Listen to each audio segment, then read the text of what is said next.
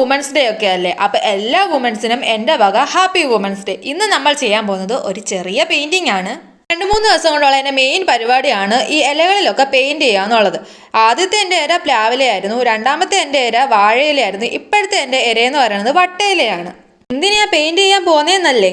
ഈ ഒരു സാധനത്തിനെ ഇംഗ്ലീഷിൽ ലേഡി ബേർഡ് എന്നും ലേഡി ബഗ് എന്നും പറയും, ഹിന്ദിയിൽ ബീർബഹൂട്ടി എന്ന് പറയും, ഞങ്ങൾ ഫ്രണ്ട്സ് ഇതിനെ ഓട്ടോറിക്ഷ എന്നാണ് വിളിക്കുന്നത്. സത്യം പറഞ്ഞാൽ ഈ ഒരു പെയിന്റിങ് ഫ്ലോപ്പ് ആകുമോ അതോ സക്സസ് ആകുമോ എന്നുള്ളത് ലാസ്റ്റ് കണ്ടറിയാം.